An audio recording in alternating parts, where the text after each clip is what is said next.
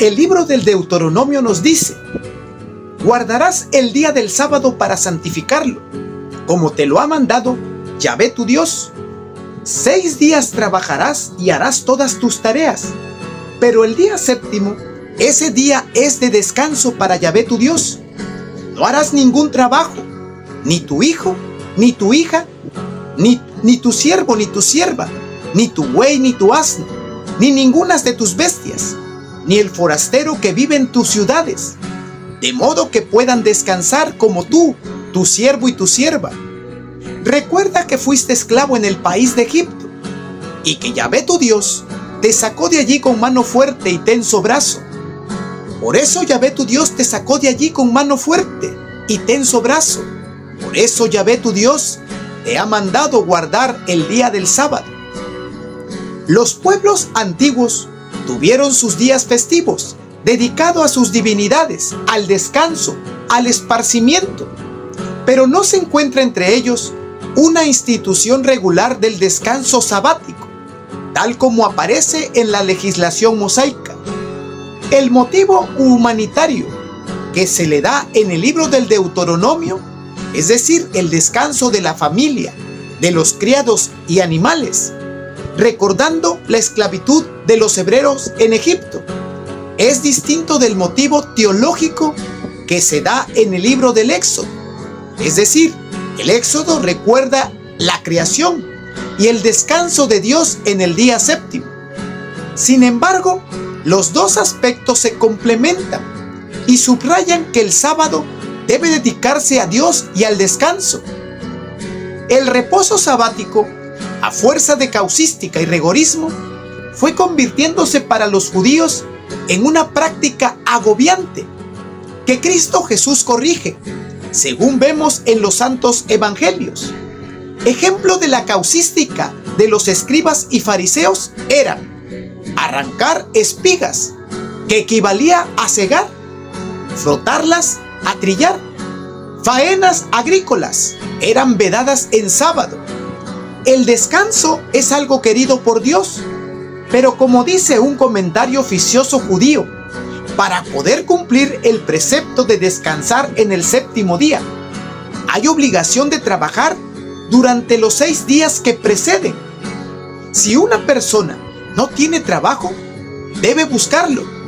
Si tiene una propiedad abandonada, que la repare.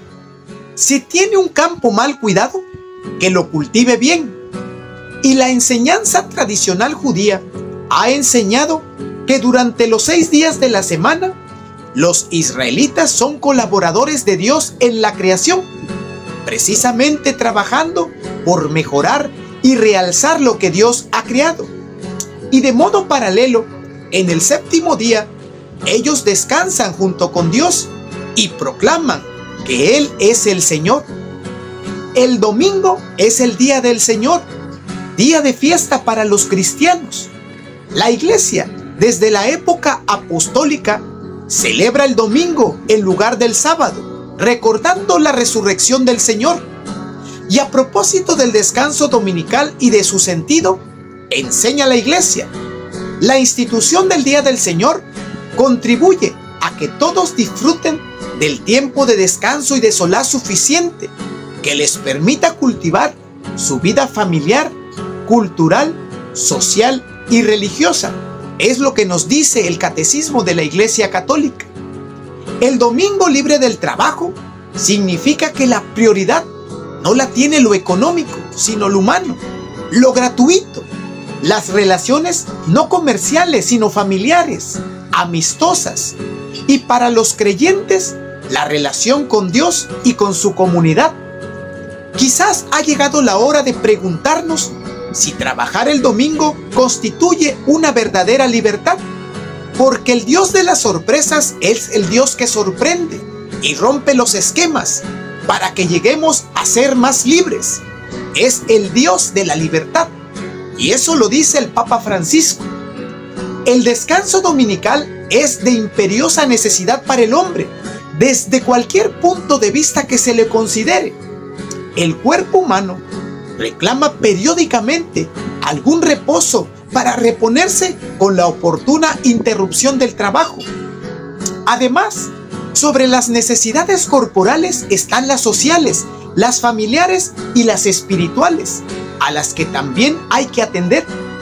El descanso no debe ser interpretado ni vivido como un simple no hacer nada, una pérdida de tiempo, sino como la ocupación positiva en otras tareas. Por ejemplo, pasar más tiempo con la familia para atender a la educación de los hijos, cultivar una amistad, etc. Exigen este descanso, la gloria de Dios, pues en los demás días de la semana resulta más dificultoso por razón del trabajo o por hacer actos de culto a Dios, obras de caridad, etc. El interés de la propia alma para que pueda atender mejor al cultivo y desenvolvimiento de sus facultades superiores, la salud y el bienestar del cuerpo.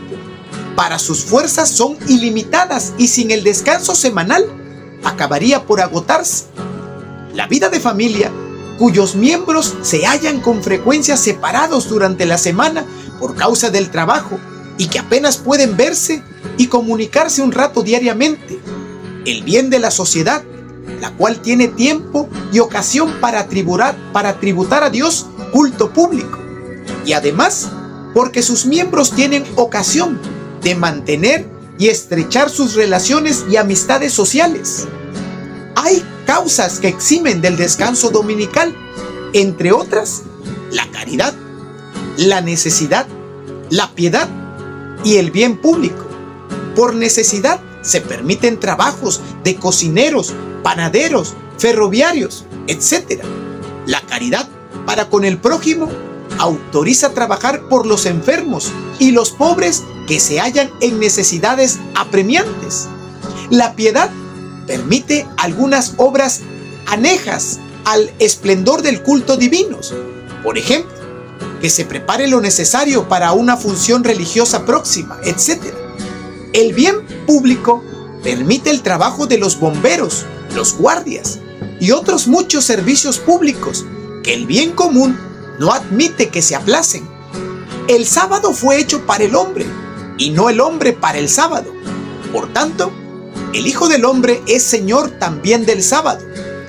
Estas palabras dichas por Jesucristo a los fariseos, cuando estos se escandalizaron de que los discípulos de Jesús desgranaran unas espigas para comérselas en día de sábado, indica que Dios había instituido el sábado en bien del hombre, para que pudiera descansar y dedicarse con paz y alegría al culto divino. La interpretación del sentido de la institución divina del sábado, hecha por los fariseos, habían convertido este día en ocasión de angustia y preocupación a causa de la multitud de prescripciones y prohibiciones. Además, al proclamarse Señor del sábado, Jesús, el Hijo del Hombre, afirma su divinidad y poder universal. ¿Nunca habéis visto o leído lo que hizo David cuando se vio necesitado y tuvo hambre él y los que estaban con él? Entró en la casa de Dios en tiempos de Abiatar, sumo sacerdote, y comió los panes de la proposición, que no eran lícito comer más que a los sacerdotes, y se los dio también a los que estaban con él. Cristo también explica lo que Dios había establecido en el Nuevo Testamento en orden a los preceptos de la ley. Los de menor rango ceden ante los principales, y así un precepto ceremonial cede ante un precepto de ley natural. En este caso, el precepto de que los panes de la proposición solo los pueden comer los sacerdotes no está por encima de las necesidades elementales de subsistencia. El Concilio Vaticano II se inspira en este pasaje evangélico para subrayar el valor de la persona por encima del desarrollo económico y social. El orden social y su progresivo desarrollo deben en todo momento subordinarse al bien de la persona, ya que el orden de las cosas debe someterse al orden de las personas y no al contrario. El propio Señor lo advirtió cuando dijo que el sábado había sido hecho para el hombre y no el hombre para el sábado. El orden social hay que desarrollarlo a diario, fundarlo en la verdad, edificarlos sobre la justicia, vivificarlo por el amor. Eso nos dice la Constitución Pastoral Gaudium et Spes. Entró Jesús en la sinagoga, donde se encontraba un hombre que tenía la mano seca. Le observan los fariseos, así de cerca, por si lo curaba en sábado para acusarle. Con estas palabras, San Marcos nos hace contemplar una doble esclavitud: la del hombre con su mano paralizada, esclavo de su enfermedad, y la de los fariseos, esclavos de sus actitudes rígidas, legalistas. Cristo hace que el hombre de la mano seca se ponga en un lugar bien visible y dice a los fariseos: es lícito en sábado hacer el bien o hacer el mal, para salvar la vida de un hombre o quitársela. Esta pregunta hecha con cierta intención, Jesús momentos antes se ha presentado como Señor del sábado. La respuesta de Cristo fue la curación del hombre que tenía la mano seca. Con este milagro rompe las cadenas de la doble esclavitud, hace ver a los rígidos que su causística no es la vía de la libertad, y el hombre de la mano paralizada le libera de la enfermedad. El cristiano no debe ver los preceptos del Señor como algo que se precie a la causística. El consejo de San Pablo es no ir más allá de lo escrito. Con el milagro corrobora Jesús su enseñanza: es lícito hacer el bien en sábado. Quiere decir el Señor que ninguna ley puede oponerse a la realización del bien. Rechaza, por tanto, la interpretación falsa que hacen los fariseos, apegados a la letra, a costa del honor de Dios y del bien de los hombres. Al salir los fariseos junto con los herodianos, celebraron enseguida una reunión contra él para ver cómo perderle. Los que se escandalizaron del milagro del Señor no tienen inconveniente en planear su muerte, aunque sea en sábado. El día del Señor ha tenido siempre en la vida de la Iglesia una consideración privilegiada. Recuerda todas las semanas de la resurrección de Cristo. Es la Pascua de la semana, en la que se celebra la victoria de Cristo sobre el pecado y la muerte. Para el domingo resulta adecuada la exaltación del salmista: este es el día en que actuó el Señor, sea nuestra alegría y nuestro gozo. Hoy día se ha consolidado ampliamente la práctica del fin de semana, entendiendo como tiempo semanal de reposo, viviendo a veces lejos de la vivienda habitual y caracterizado a menudo por la participación en actividades culturales, políticas y deportivas, cuyo desarrollo coincide en general precisamente con los días festivos. Nos los dice el Papa Juan Pablo II en su carta apostólica Dies Domini. Existe el peligro real de que para muchas personas el domingo pierde el significado ordinario y se reduce a un puro fin de semana, sin referencia alguna a su sentido cristiano. A los discípulos de Cristo se pide de todos modos que no confundan la celebración del domingo, que debe ser una santificación del día del Señor, con el fin de semana, entendiendo fundamentalmente como tiempo de mero descanso o diversión. Al ser la Eucaristía el verdadero centro del domingo, desde los primeros siglos de la Iglesia no ha dejado de recordar a los fieles cristianos la necesidad de participar en la misa. Dejad todo en el día del Señor y corred con diligencia a sus asambleas, porque es su alabanza a Dios. Pues, ¿qué disculpa tendrán ante Dios aquellos que no se reúnen en el día del Señor para escuchar la palabra de vida y nutrirse con el alimento divino que es eterno? Eso nos lo dice la didascalía de los apóstoles. San Justino, en su primera apología dirigida al emperador Antonino y el Senado, descubre con orgullo la práctica cristiana de la asamblea dominical, que reunía en el mismo lugar a los cristianos del campo y de las ciudades. Cuando durante la persecución de Diocleciano sus asambleas fueron prohibidas con severidad, fueron muchos los cristianos valerosos que desafiaron el edicto imperial y aceptaron la muerte con tal de no faltar a la Eucaristía dominical. Es el caso de los mártires de Abitinia, en África proconsular, que respondieron a sus acusadores: sin temor alguno, hemos celebrado la cena del Señor, porque no se puede aplazar, es nuestra ley. Nosotros no podemos vivir sin la cena del Señor.